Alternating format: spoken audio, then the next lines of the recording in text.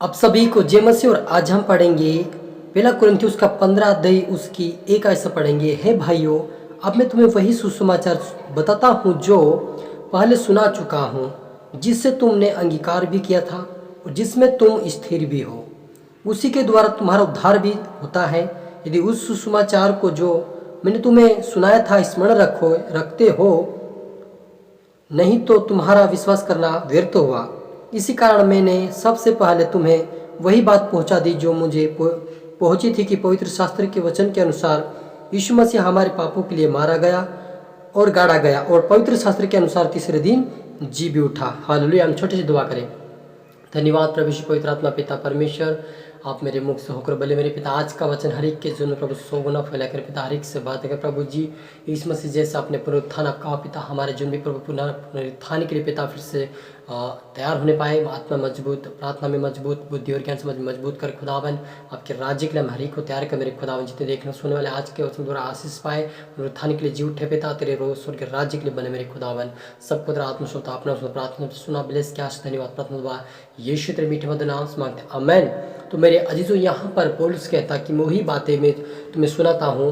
प्रभु यीशु मसीह के बारे में उन्होंने सुनाया कि प्रभु यीशु मसीह हमारे पापों के लिए मारा गया और गाड़ा गया और तीसरे दिन जी उठा। मेरे अजीजों, प्रभु यीशु मसीह को परमेश्वर पिता ने भेजा था कि हम जब हम यहाँ पर 20 में जब पढ़ते हैं, परंतु सुसमाचार मसीह मुर्दों में से जी उठा और जो सो गए हैं वह उनमें वह पहला फल हुआ, क्योंकि जब मनुष्य के द्वारा मृत्यु आई तो मनुष्य के द्वारा ही परमेश्वर का पुनरुत्थान भी आया। हालेलुया।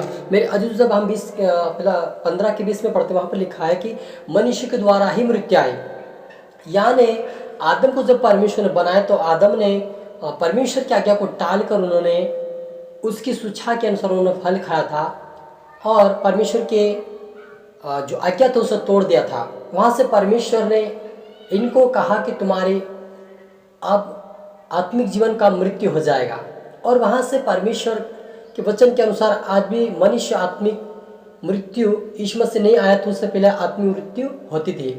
लेकिन परमेश्वर ने चाहा कि मेरे लोग यदि आत्मिक मृत्यु भी मरेंगे तो मैं भी कैसा उनको बचा पाऊंगा, और मुझसे वो दूर होते जा रहे, इसलिए मैं क्या करता अपने इकलौते पुत्र को भेजता हूँ।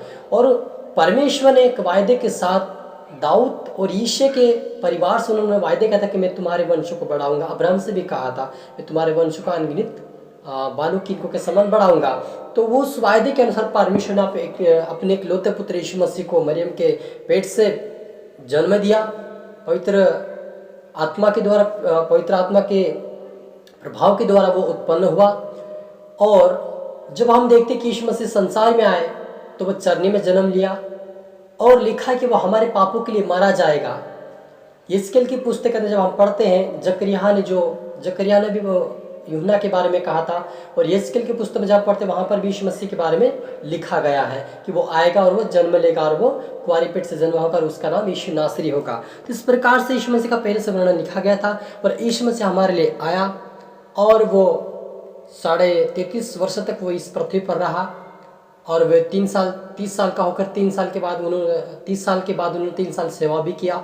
और इस प्रकार से यीशु मसीह ने अपने आप को हमारे लिए दे दिया। मेरे अजीजों, प्रभु यीशु मसीह ने आप और मेरे लिए मारा गया। मेरे अजीजों, तो हमें विश्वास करना है। पौलुस कहते यदि तुम विश्वास नहीं करते तो तुम्हारा विश्वास करना व्यर्थ है।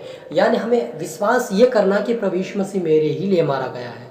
और सच मेरे अजीजों, आप और मेरे लिए प्रभु यीशु मसीह मारा गया है। परमेश्वर का पुत्र होते वो चरनी में जन्म लिया और आप और मेरे लिए पापी बना। वो जब उसको क्रूसित किया गया तब उसको क्या कहा? चोर कहा, डाकू कहा, मक्कार कहा, कई प्रकार की उसको गालियाँ दी गई, लेकिन वो सहन करता रहा। मेरे जीजो, ये किसको? ये हमारी गालियाँ थी। हमने लोगों से बोला, हमने लोगों के ऊपर लोगों को बुरा भला कहा और यीशु मसीह ने सहा। यदि यीशु मसीह आज हमारे दुख दर्द को नहीं सहता, आज उस स्थान पे हम जहाँ पे जो बैठे हैं पवित्र वचन सुन रहे हैं, आज हो सके हम यहाँ पर नहीं होते मेरे जीजो, लेकिन ये यीशु मसीह का अनुग्रह, परमेश्वर पिता की दया है हमारे ऊपर कि वो हमसे इतना प्रेम करता है कि अपने इकलौते पुत्र को दे दिया। इकलौता पुत्र इतना हमें, यीशु मसीह हमें इतना प्रेम करता है कि अपने आप को उन्होंने अपने आप को भी नहीं छोड़ा, लेकिन अपने आप को भी हमारे लिए बलिदान हो गया। तो हमें मेरे अजीजों, हमें याद रखना है कि प्रभु यीशु मसीह हमारे लिए मरा और गाड़ा गया, तीसरे दिन जी उठा है। और यहाँ पर जब हम 20 के आगे भी पढ़ते हैं यहाँ पर, तो वहाँ पर लिखा हुआ है कि और जैसे आदम में सब मरते ही वैसे ही मसीह में सब जिलाए जाएंगे। हालेलुया। यहाँ पर लिखा कि जैसे आदम के समय में पाप की मजदूरी क्या है? मृत्यु मेरे चीजों। तो जब आदम की जो में पाप आया तो उस समय क्या करते, लोग मरते थे, है ना। लेकिन वैसे ही आज प्रभु यीशु मसीह के द्वारा सारे लोग जिलाए जाएंगे मेरे चीजों। जो मसीह में सो गए हैं वो जिलाए जाएंगे फिर से। प्रभु यीशु मसीह के जब बादलों पे आएगा तो उनका पुनरुत्थान होगा। और जो जिंदे हैं, जब यीशु मसीह आएगा तो हम जिंदे ही उठा लिए जाएंगे। मेरे अजीजों, हमें खुशी की बात होना चाहिए, हमारे लिए खुशी की बात है। एक अच्छा संदेश हमारे लिए है कि हम परमेश्वर प्रभु यीशु मसीह पे क्या कर सकते हैं मेरे अजीजों। यहाँ पे हमें रहते हुए प्रभु के आज्ञाकारी बने, वचन को नियमित चले और उसका वचन का पालन करें, उसके डर उसके भय में चले। और आप आशा, विश्वास और धीरज रखिए मेरे अजीजों। सबसे बड़ा हमें आशा, विश्वास, धीरज रखना है कि प्रभु यीशु मसीह एक दिन हमें जरूर लेने आएगा। ये हमारे अंदर एक आशा और विश्वास कि यीशु मसीह जरूर ही आएगा और मुझे ले जाएगा। हालेलुया। तो ये हमारा क्या आशा, विश्वास और धीरज क्या है कि हमारे इसी में धीरज है कि हम चाहे सतावाए, चाहे मुसीबत आए, चाहे दुख आए, चाहे तकलीफ क्यों ना आए, लेकिन हम धीरे धर कर बढ़ते रहेंगे आयुब की तरह, तो हमें एक अच्छा फिर स्वर्ग में मिलेगा मेरे जीजो। तो अपने हित के नहीं लेकिन दूसरों के लिए प्रार्थना करते रहिए, अपने परिवार के लिए प्रार्थना करते रहिए, खुद के लिए प्रार्थना करें कि हम स्वर्ग राज्य में जाए, लोगों को बचा कर जाए मेरे जीजो। क्योंकि यीशु मसीह वापस जरूर आएगा। जब वो मारा गया और गाड़ा गया, तीसरे दिन जी उठा, स्वर्ग में गया और कहा कि जैसे मैं बादलों पे जा रहा हूँ वैसे तुम्हें वापस लेने के लिए आऊंगा, तुम तैयार रहना। तो मेरे अजीजों, हम तैयार कैसे रह सकते हैं? प्रार्थना के द्वारा, वचन के द्वारा, पवित्रताई के द्वारा, वचन के आज्ञाकारी के द्वारा। ये हमारा क्या है? यीशु मसीह में उठा लिए जाने के लिए हम तैयारी करें मेरे अजीजों, और हम जागते रहे, प्रार्थना करते रहे। हालेलुया। प्रभु यीशु मसीह ने अपने चेलों से भी कहा कि जागते रहो, प्रार्थना करो, ताकि तुम परीक्षा में ना पढ़ो। यानी हमारा ये समय है कि हम जागे, प्रार्थना करें, दुआ करें, आराधना करें, उपासना करें, और उस खुदावन की रास्ता देखिए, वो हमें एक दिन लेने जरूर आएगा मेरे अजीजों।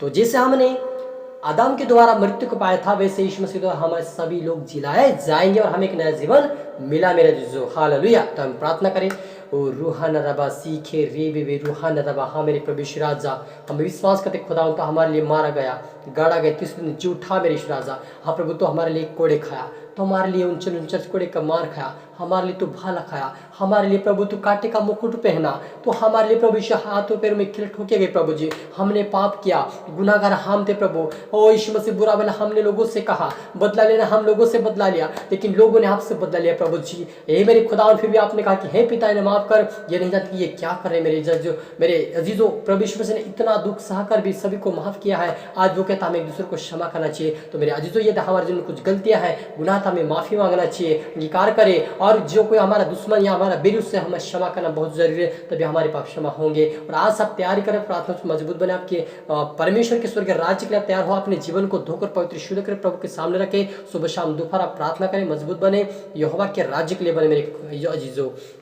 क्योंकि प्रभु यीशु मसीह ने कहा कि बहुत निकट समय है कि मैं बहुत ही जल्दी आने वाला हूँ, और ये बहुत ही जल्दी यीशु मसीह हमारे लिए बहुत ही जल्दी आएगा मेरे जो। हमें तैयार रहना, हमें प्रार्थना से मजबूत बनना है, और संसार के विलासों से दूर रह के हमें संसार के पाप से दूर रहकर प्रभु की ओर बढ़ना है। प्रभु से प्रार्थना करें, प्रभु हमें पवित्र आत्मा देखता, ताकि हम तेरे स्वर्ग राज्य की तैयार हो सके।